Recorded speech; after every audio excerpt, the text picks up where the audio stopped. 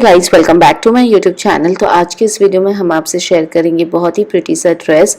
तो ये ड्रेस बनाने के लिए सबसे पहले हम बॉडीज़ बनाएंगे। तो उसके लिए फैब्रिक को सबसे पहले 2 बार में फोल्ड कर लिया है।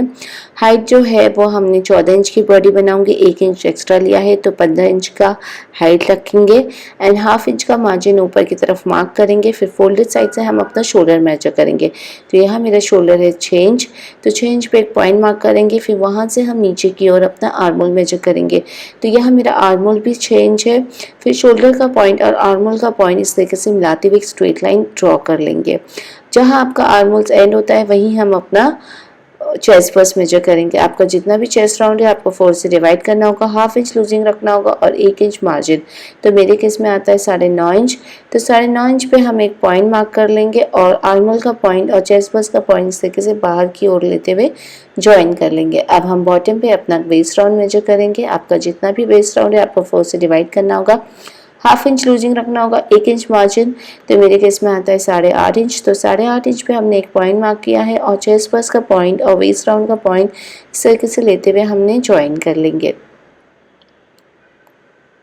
और अब हम यहाँ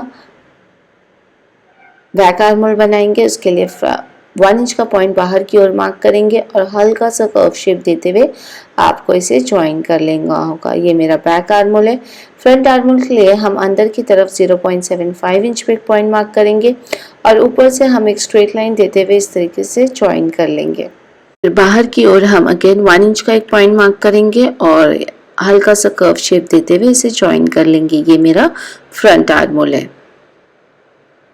अब हम यहाँ नेक की मार्किंग लेंगे जिसकी लंबाई हमने 4 इंच रखा है और चौड़ाई 3 इंच।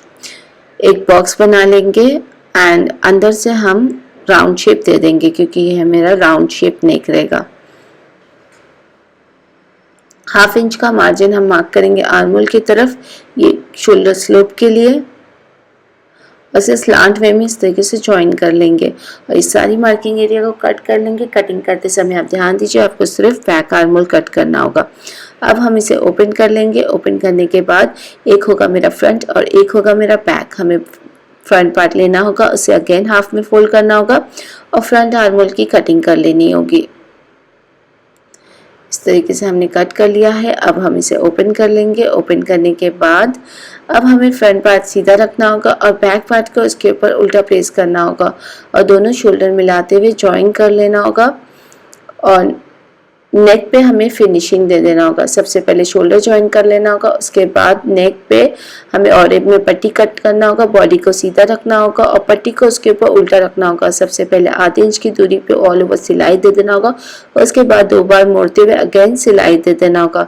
तो आप देख रहे हैं हमने शोल्डर ज्वाइन कर लिया है, नेक पे भी फिनिशिंग दे दिया है। अब हमें स्लीव की कटिंग करनी होगी। तो कटिंग करने के लिए हमने फैब्रिक को 2 बार में फोल्ड कर लिया है।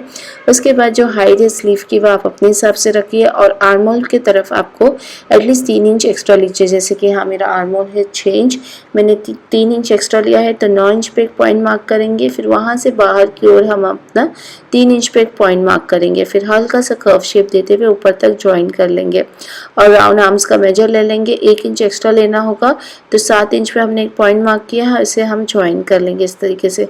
हाफ इंच का मार्जिन देते हुए हम अपना फ्रंट आर्म होल भी बना लेंगे।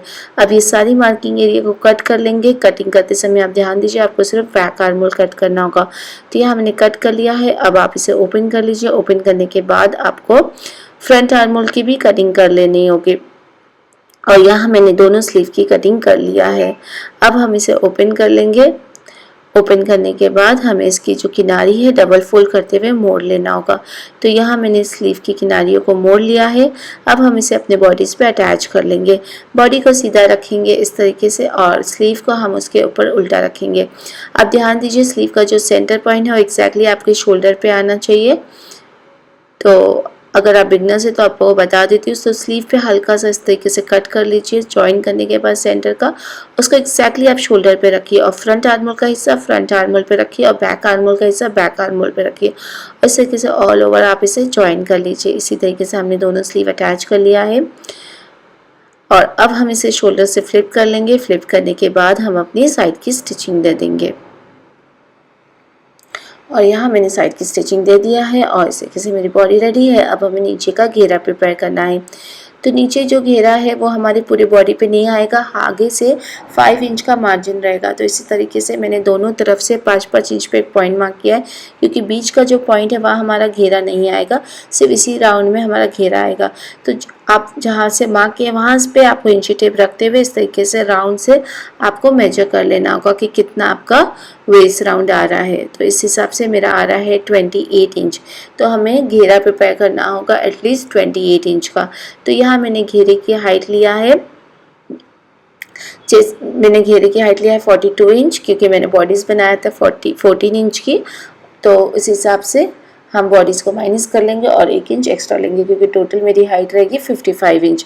और ऊपर की तरफ हम इस तरीके से छोटे छोटे प्लेट्स दे देंगे अपने 28 इंच के जितना, और साइड की किनारियों को मोड़ लेंगे। तो यहाँ मैंने दे दिया है प्लीट्स, और साइड की किनारियों को भी मोड़ना पड़ेगा। इस तरीके से डबल फोल्ड करते हुए आपको मोड़ लेना होगा। अब हम इसे अपने बॉडीज़ पे अटैच कर लेंगे। तो बॉडी को इस तरीके से सीधा रखेंगे और जो घेरा है उसे उल्टा रखेंगे, और जो पॉइंट मार्क किया था एग्जैक्टली उसके ऊपर आपको रखना होगा, और राउंड में आपको इसे सीना होगा दूसरे पॉइंट तक। और जो सेंटर का पार्ट है जहाँ हमारा घेरा नहीं आएगा, वहाँ की बॉडी की जो किनारी है उसको आपको डबल फोल्ड करते हुए इस तरीके से मोड़ लेना होगा, सिलाई दे देना होगा। तो आप देख रहे हैं यहाँ मैंने घेरा अटैच कर लिया है, और घेरे की जो साइड की किनारी है उसे भी मोड़ लिया है। बॉडी की जो ऊपर की किनारी जो गैप है उसे भी हमने मोड़ लिया है। अब हमें दोनों स्लीव पे साइड्स पे इस तरीके से बो लगाना है। ये ऑप्शनल है, अगर आपको लगाना है तो आप इस तरीके से प्रिपेयर कर सकते हैं। हाँ, मैंने 2 स्ट्रिप कट किया है, जिसकी लंबाई हमने 14.5 इंच रखा है और चौड़ाई 1.5 इंच। दोनों तरफ से इस तरीके से मोड़ लेंगे, उसके बाद दोबारा मोड़ते हुए एक पतली सी स्ट्रिप बना लेंगे। अब दोनों एंड पे हम इस तरीके से टैसल लगा लेंगे, स्क्वायर पीस का कपड़ा कट करेंगे और इस तरीके से प्लेस करेंगे और किनारे पे सिलाई दे देंगे, और उसके बाद जो एक्स्ट्रा फैब्रिक है उसे इस तरीके से कट कर लेंगे और आगे की तरफ फ्लिप कर लेंगे। इसी तरीके से आप देख रहे हैं दोनों साइड के किनारे पे हमने टैसल लगा लिया है दोनों स्ट्रिप पे। अब हम इसे अपने स्लीव पे किस तरीके से लगाएंगे, इस तरीके से आपको बो पैटर्न बनाना होगा। बहुत ही सिंपल है गाइस, एंड आपको अपने स्लीव पे अटैच कर लेना होगा। नीडल थ्रेड की मदद से आप इसे टाक सकते हैं इजीली। एग्जैक्टली स्लीव के सेंटर पे आपको जहाँ पे भी लगाना है, आपको जहाँ पसंद है आप अपने हिसाब से लगा सकते हैं। और यहाँ मैं स्लीव के एग्जैक्टली सेंटर पे लगा रही हूँ। नीडल थ्रेड की मदद से आप दोनों तरफ टाक लीजिए। तो यहाँ मैंने दोनों तरफ लगा लिया है, और सेंटर पे जहाँ हमारा घेरा नहीं है वहाँ पे हमने टैसल भी लगाया है, जो बहुत ही इन्हांस कर रहा है हमारे ड्रेस को। तो आप देख रहे हैं रेडीमेड कुर्ती लग रही है, बहुत ही स्टाइलिश है। आप इसे घर में प्रिपेयर कर सकते हैं इजीली। इसके बॉटम पे आप जीन्स कैरी कर सकते हैं, प्लाजो पैंट कैरी कर सकते हैं, इवन स्ट्रेट पैंट कैरी कर सकते हैं अपनी चॉइस के हिसाब से। स्ट्रेट लहंगा कैरी कर सकते हैं, बहुत ही प्यारा लगेगा गाइस। एंड अगर आपको मेरा वीडियो हेल्पफुल लगा हो तो मेरे चैनल को ज़्यादा से ज़्यादा शेयर करिए, सब्सक्राइब करिए, मुझे सजेस्ट करिए आगे मैं आपके लिए और किस तरीके की वीडियो बनाऊँ। Till then thank you for watching, bye bye.